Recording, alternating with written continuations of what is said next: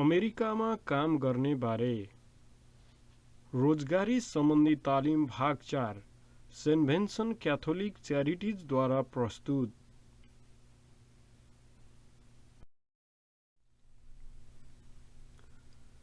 चेकआउट्सहरू अर्थात् जाँचबुझहरू।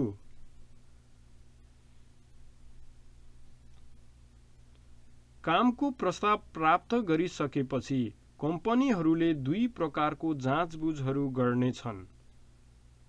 पृष्ठभूमिको जाँच तपाईको आपराधिक विगत जाँच गर्नको लागि र ड्रग टेस्ट तपाईले केही अवैध ड्रग्स सेवन गर्नुहुन्छ कि हुँदैन भनेर जाँच गर्नको लागि। धेरैजसो मानिसहरू यस विषयमा चिन्तित हुँदैनन् किनकि उनीहरू ड्रग्स सेवन गर्दैनन्। यद्यपि त्यस्तो केही उत्पादनहरू जुन तपाईं प्रयोग गरिरहनु भएको छ त्यसले तपाईंलाई ड्रग्स प्रयोग नगर्नु भए पनि प्रयोग गर्नुहुन्छ भन्न सक्छ।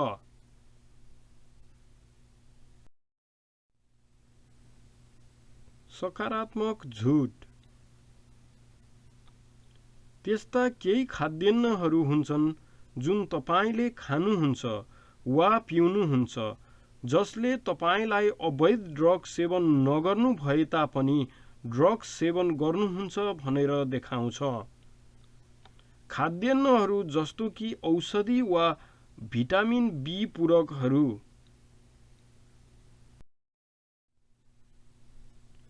सकारात्मक झुट।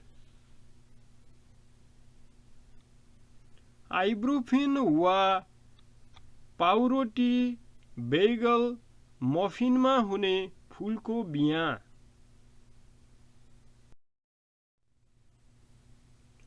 सकारात्मक झुट। स्न्याक बार। यो त्यस्तो स्न्याक बारहरू हुन् जुन तपाईले स्वास्थ्य खाद्य स्टोरबाट किन्नुहुन्छ, मायर, क्रोगर जस्ता स्टोरबाट होइन। टोनिक पानी। अब यदि तपाईले यी चीजहरू खानु वा पिउनु भएको छ र 24 घण्टा भन्दा बढी समय भएको छ भने तपाई ड्रग्स परीक्षा गर्न सुरक्षित हुनुहुन्छ। यद्यपि यदि 24 घण्टा भन्दा कम भएको छ भने ड्रग्स परीक्षण गर्ने व्यक्तिलाई तपाईले यी खाद्यान्नहरू प्रयोग गर्नु भएको छ भनेर भन्नको लागि निश्चित हुनुहोस्।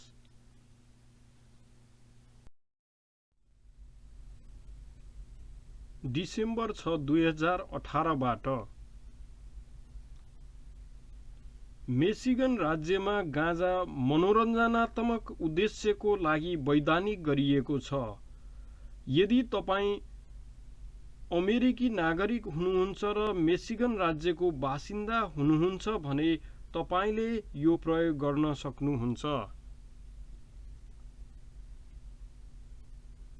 तर पनि यदि तपाईं शरणार्थी हुनुहुन्छ भने यसको प्रयोग गर्नु अझै पनि संघीय अपराध हो। गैर नागरिकहरूलाई गाँजाको प्रयोग वा सेवन गरेको पाइएमा ग्रीन कार्ड स्वीकृति हुन, नागरिक बन्न वा फेरि अमेरिका आउन बन्देज हुनेछ। यदि तपाईं गैर नागरिक हुनुहुन्छ र गाँजाको सेवन गरेको पाइएमा तपाईलाई देश निकाला हुन सक्छ। गाँजा उद्योगमा काम नगर्नुहोस्।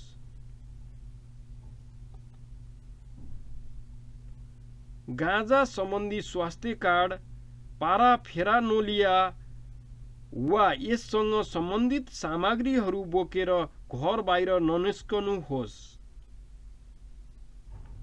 तपाईको फोन, सामाजिक सञ्जाल वा कतै पनि गाँजा र तपाईको फोटो वा सन्देशहरू नराख्नुहोस्। कार्यस्थलका अपेक्षाहरू। रोजगारदाताले सबै कामदारहरू सत्यवादी, समयमा पुग्ने, टिममा काम गर्ने, शिफ्ट पूरा गर्ने, सधैँ उपस्थित हुने, उपलब्ध गराइएको पोशाक सफासँग लगाउने, सुपरभाइजरको कुरा सुन्ने, सुरक्षा निर्देशनहरू पढ्ने, ड्रग्स वा रक्सी सेवन नगर्ने, आफ्नो सहकामदार र सुपरभाइजरलाई सहयोग गर्ने भएको चाहन्छन्।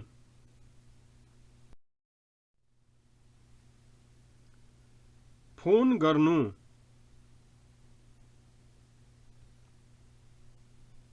यदि तपाईँ ढिला हुनुहुनेछ, बिरामी वा घाइते हुनुहुन्छ भने तपाईले फोन गर्नुपर्छ। तपाईसँग सही सम्पर्क जानकारी छ भन्ने कुरा निश्चित गर्नुहोस्। तपाईँ ढिला हुनुहुनेछ, बिरामी वा घाइते हुनुहुन्छ भने जति सक्दो छिटो फोन गर्नुहोस्। बिरामी भन्नुको मतलब यदि तपाईलाई ज्वरो आउनु, बान्ता हुनु वा झाडा पखाला भएको छ भने। चोटपटक अर्थात् यदि तपाईको शरीरमा केही गम्भीर दखल भएको छ भने। धेरैजसो रोजगारदाताले तपाईले काम छुटाउनु भएको दिनको लागि डाक्टरको नोट आवश्यक ठान्दछन्। फोन नगर्ने, काममा नजाने कुरालाई पर राख्नुहोस्, जसले गर्दा तपाईको काम गुम्न सक्दछ।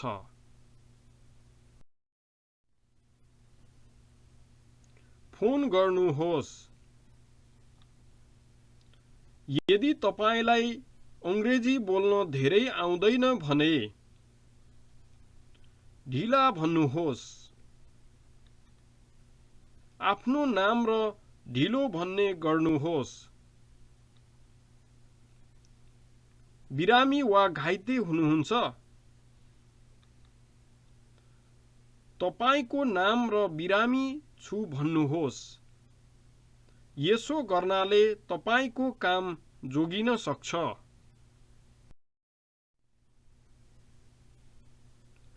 कामदारका अधिकारहरू। आफूलाई कसरी भुक्तानी गरिनेछ भन्ने बारे बुझ्ने अधिकार हरेक कामदारहरूलाई हुन्छ। काममा पाइने लाभहरू कसरी पाइन्छ भन्ने कुरा बुझ्ने अधिकार। सुरक्षित काम गर्ने वातावरणको अधिकार।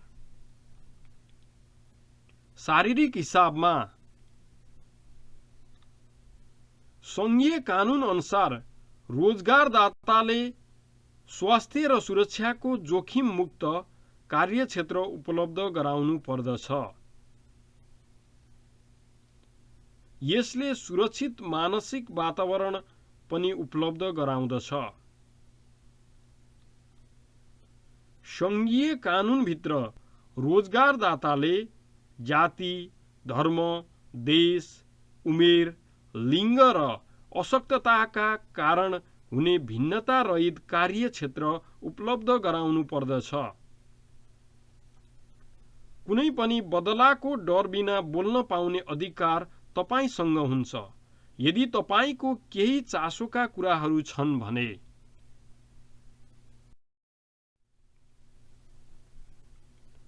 यौन दुर्व्यवहार।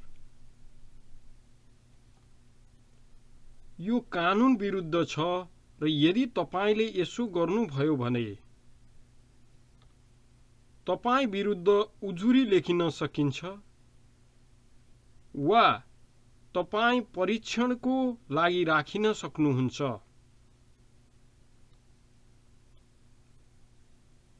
कामबाट बर्खास्त गरिन सक्नुहुन्छ वा जेल पनि जान सक्नुहुन्छ। महिला र पुरुष दुवैलाई काममा अनावश्यक ध्यान बिनाको काम गर्ने अधिकार हुन्छ। मित्रता वा दयालुपनलाई निमन्त्रणा सम्झिने गल्ती नगर्नुहोस्। फोहोरी चुड्किला वा यौनजन्य टिप्पणीहरू कसैलाई पनि नगर्नुहोस्। यदि तपाईँ माथिल्लो पदमा पुग्नुभयो भने तल्लो पदका व्यक्तिहरूलाई दुर्व्यवहार नगर्नुहोस्। यौन दुर्व्यवहार एउटै लिङ्ग वा विपरीत लिङ्ग बीच पनि हुन सक्दछ। यौन दुर्व्यवहारका उदाहरणहरू अनुपयुक्त बोली, चिमोट्नु, धाप मार्नु, मुसार्नु, विरुद्धमा काम गर्नु, एकनासले घुरेर हेर्नु, सिट्ठी बजाउनु। यौन दुर्व्यवहार भनेको अपराधको लक्ष्य मात्र होइन।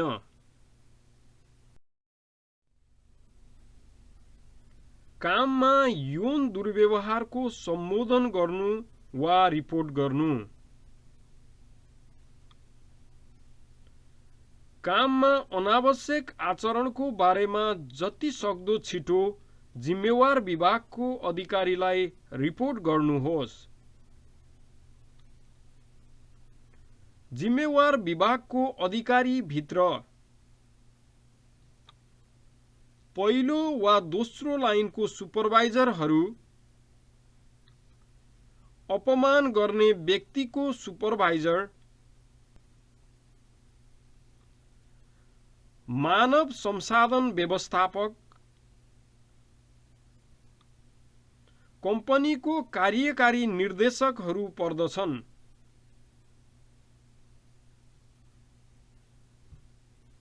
यदि कुनै समस्या छन् भने बदलाको डर बिना बोल्न पाउने अधिकार तपाईलाई हुन्छ।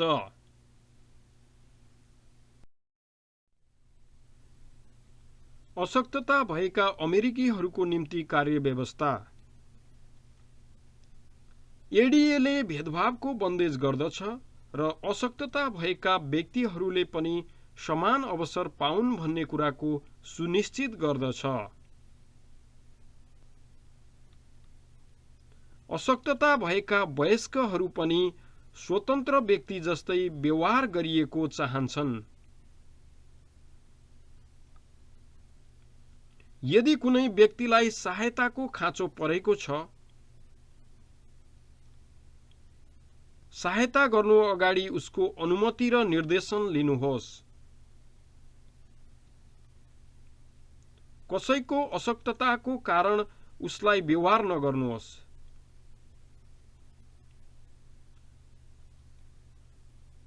एउटा व्यक्ति कुनै अवस्था होइन। अशक्तता नभएको व्यक्तिलाई व्याख्या गर्दा सामान्य भन्ने शब्द प्रयोग नगर्नुहोस्।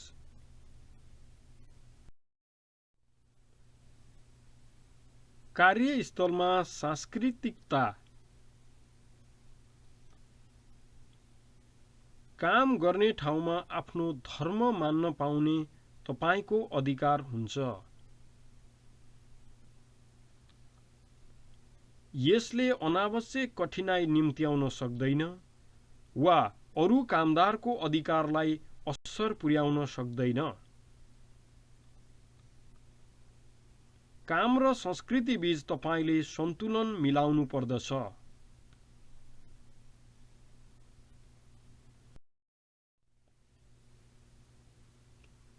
कार्यस्थलमा हुने चोटपटकहरूको बारेमा खबर गर्नु। काम गर्ने ठाउँमा लागेका चोटपटकहरूको बारेमा यदि तपाईले खबर गर्नु भएन भने तपाईले मेडिकल खर्च, भुक्तानी पाइने बिदा र तपाईको काम समेत गुमाउन सक्नुहुन्छ। काम गर्ने ठाउँ भित्र वा बाहिर भएका सबै चोटपटकहरूको जानकारी दिनुहोस्। त्यसको सही कार्य के हुन सक्छ भनी निर्णय गर्न तपाईको रोजगारदातालाई दिनुहोस्।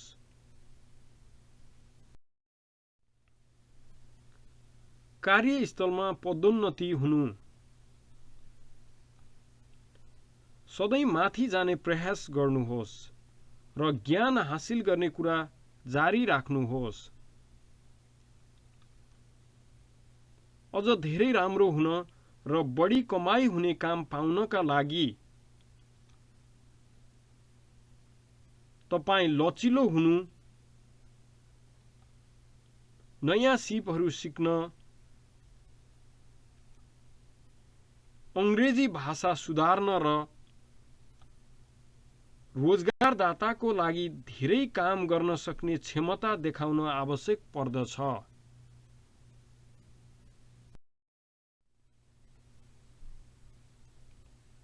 माथि जाने विज्ञताहरू। यदि आफ्नो देशमा तपाई कुनै पेशामा हुनुहुन्थ्यो भने अमेरिकामा पनि तपाई त्यही क्षेत्रमा काम गर्न सक्नुहुनेछ। त्यसको लागि तपाईले कक्षाहरूमा उपस्थिति हुनुपर्नेछ र प्रमाणपत्र हासिल गर्नुपर्नेछ।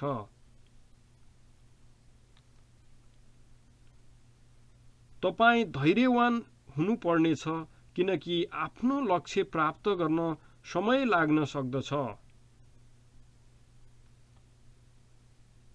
अमेरिका अवसरहरूको भूमिको रूपमा परिचित छ। मेहनत गर्नुहोस् र यसले तपाईलाई लामो दौडमा मद्दत पुर्याउनेछ।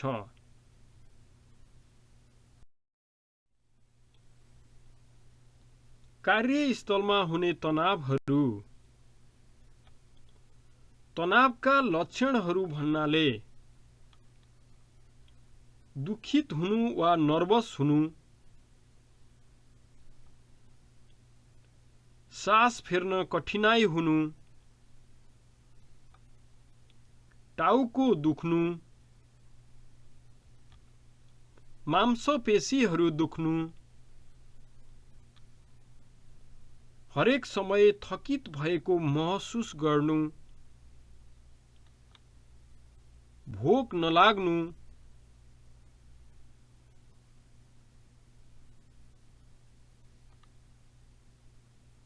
पेट दुख्नु,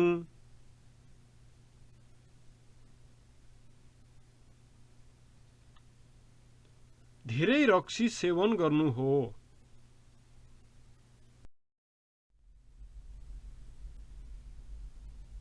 कार्यस्थलमा हुने तनावको समाधानहरू।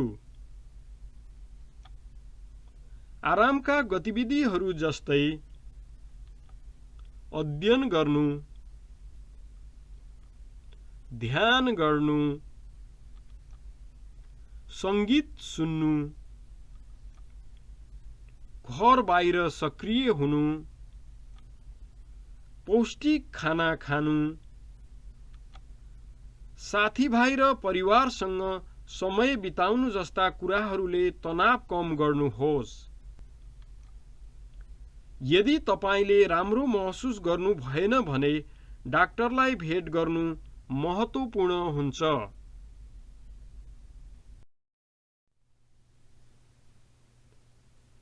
कार्यस्थलमा हुने द्वन्द्व वा झैझगडा। आफ्नो सुपरभाइजर र सहकामदारहरूसँग वाद विवाद गर्नाले तपाईको काम गर्ने ठाउँमा र भविष्यमा गर्ने काममा प्रतिष्ठा बिग्रन सक्दछ। यसले गर्दा तपाईको बढुवा हुने अवसर कम हुन्छ र तपाईको भुक्तानी बढ्नमा असर पुग्न सक्छ। बोल्नु भन्दा पहिला सोच्नुहोस् र सबै प्रति सम्मानजनक बोल्नुहोस्। एकजनालाई स्वीकार्य भएको कुरा अर्को व्यक्तिका लागि अपमानजनक पनि हुन सक्दछ। याद राख्नुहोस्, यदि तपाईलाई केही समस्या भइरहेको छ भने तपाईको मद्दतका लागि भन्न सक्नुहुन्छ। सम्भावित स्रोतहरू म्यानेजर, मानव संसाधन अधिकारी पनि हुन सक्दछन्।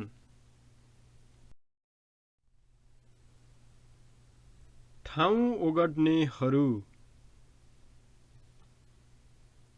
के कोही धेरै नजिक उभिरहेको छ? केही फिट भन्दा पनि धेरै नजिक? अरूको ठाउँ ओगट्नाले अर्को व्यक्तिलाई असहज महसुस हुन सक्दछ। सामान्यतया 2 देखि 5 फिट सहकामदार वा अनजान व्यक्तिसँग कुराकानी गर्नको लागि उपयुक्त दूरी हो।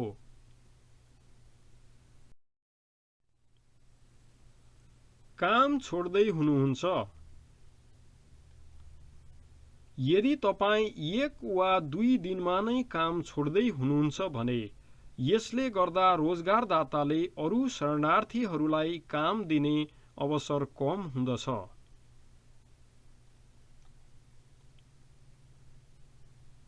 यसले तपाईं आफ्नो साथसाथै अरूलाई पनि चोट पुर्याउँदै हुनुहुन्छ। तपाईले अर्को काम नपाउँदासम्म गरिरहेको काम नछोड्नुहोस्। कुनै काम जति नै नराम्रो भए पनि काम नगर्नु त्यो भन्दा खराब हुन्छ।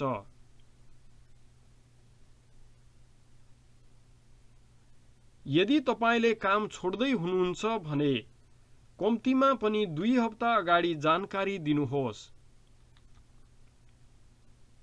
काम गरेको ठाउँको बारेमा राम्रो हुनुहोस्। यो कम्पनी तपाईको अर्को सिफारिसकर्ता हुन सक्छ।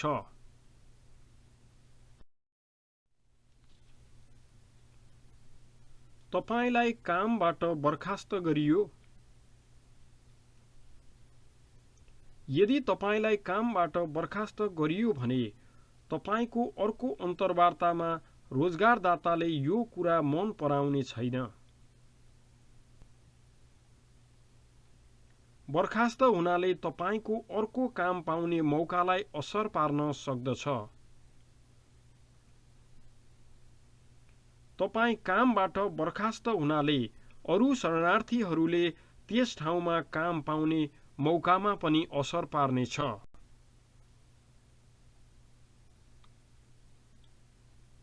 यदि बर्खास्त हुनुभयो भने सेन भेन्सेन्टद्वारा दिइने सहयोगको प्राथमिकतामा तपाई पर्नुहुने छैन।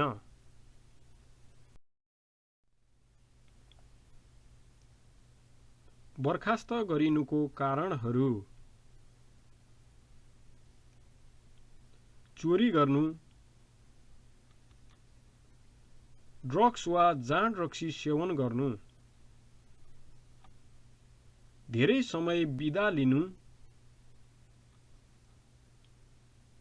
कम्पनीको सम्पत्ति क्षति गर्नु, कम्पनीको रेकर्डलाई झुटो ठहर गर्नु, दुराचार, अधीनतामा नबस्नु, खराब प्रस्तुति, कम्पनीको नियमको उल्लङ्घन गर्नु, कम्पनीको सम्पत्ति आफ्नो व्यक्तिगत व्यवसायको लागि प्रयोग गर्नु,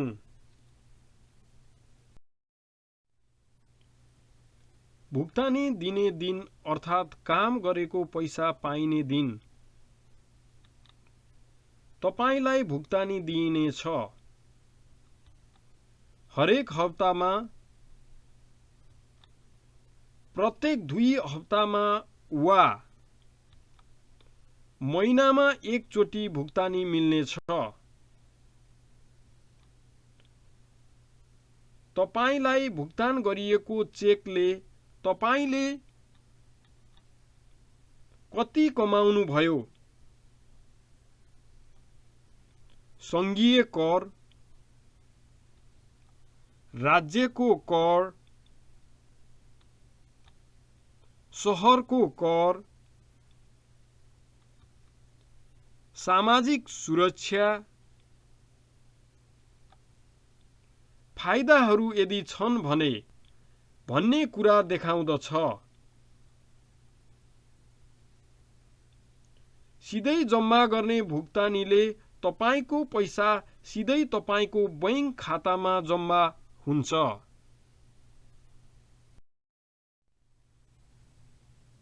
नगद प्राप्त हुने कामहरू। यदि तपाईले आम्दानीको कर तिर्नु भएको छैन भने तपाईले गैर कानुनी रूपमा काम गर्दै हुनुहुन्छ। यदि तपाई नगदमा काम गर्दै हुनुहुन्छ भने पनि तपाईले कर तिर्नुपर्ने हुन्छ। तपाईको रोजगारदाताले तपाईलाई पे स्टप दिनुपर्ने हुन्छ जसमा तपाईले कुल आम्दानी कति गर्नुभयो र कति कर लिइयो भन्ने कुरा देखाउँछ। यदि तपाईले कानुन तोड्नु भयो भने पछि तपाईले बाँकी करहरू सबै तिर्नुपर्ने हुन्छ। तपाईले जरिवाना तिर्नुपर्ने हुन सक्छ र तपाई जेलमा पनि पर्न सक्नुहुन्छ।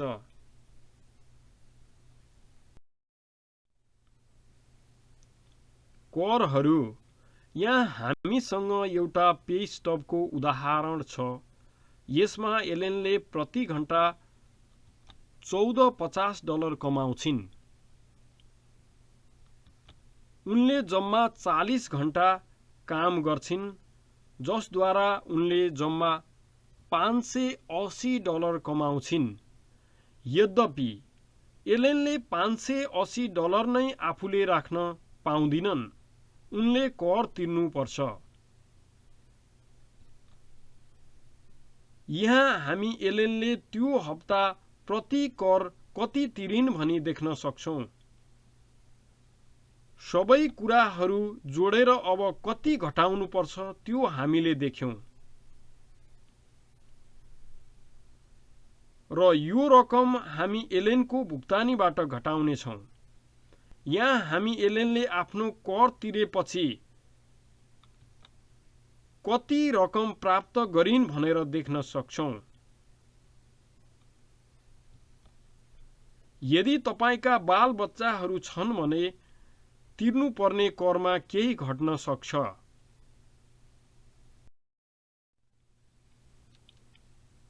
कामका शब्दावली। स्वैच्छिक ओभरटाइम। तपाई 40 घण्टा भन्दा बढी काम गर्न रोज्नुहुन्छ। अनिवार्य ओभरटाइम। तपाईले 40 घण्टा भन्दा बढी काम गर्नुपर्ने हुन्छ। ओभरटाइम भुक्तानी। 40 घण्टा भन्दा उताको समयको लागि तपाईलाई सामान्य भुक्तानी भन्दा 1.5 गुणा भुक्तानी गरिनेछ। यदि तपाईले प्रति घण्टा $10 मा काम गर्नुहुन्छ भने ओभरटाइमको समयमा प्रति घण्टा $15 प्राप्त गर्नुहुनेछ। दोब्बर समय भुक्तानी। 40 घण्टा भन्दा उताको समयको तपाईले दोब्बर भुक्तानी प्राप्त गर्नुहुनेछ। यदि तपाईले $10 प्रति घण्टा प्राप्त गर्नुहुन्छ भने दोब्बर समय भुक्तानीमा तपाईले प्रति घण्टा $20 प्राप्त गर्नुहुनेछ। बिरामी भुक्तानी भनेको तपाई बिरामी हुँदा वा घाइते हुँदा गरिने भुक्तानी हो। ज्येष्ठता भनेको कम्पनीमा कति लामो समयदेखि छ भन्नु हो। भित्र छिर्ने, बाहिर आउने। अमेरिकामा रोजगारदाताहरू समयलाई भने एकदमै कडा रूपमा लिन्छन्। जब तपाई भित्र छिर्नुहुन्छ, यदि तपाई ढिलो हुनुहुन्छ भने यो कुरा उनीहरूले थाहा पाउँछन्। यदि तपाई चाँडै कामबाट बाहिरिनु भयो भने उनीहरूले यो कुरा थाहा पाउँछन्।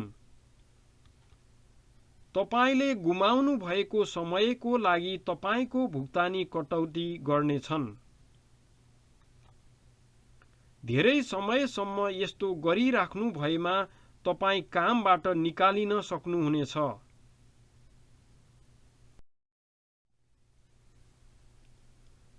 धन्यवाद। अब तपाईले अमेरिकामा काम गर्ने बारे तालिमको भाग 4 पूरा गर्नुभएको छ। धन्यवाद।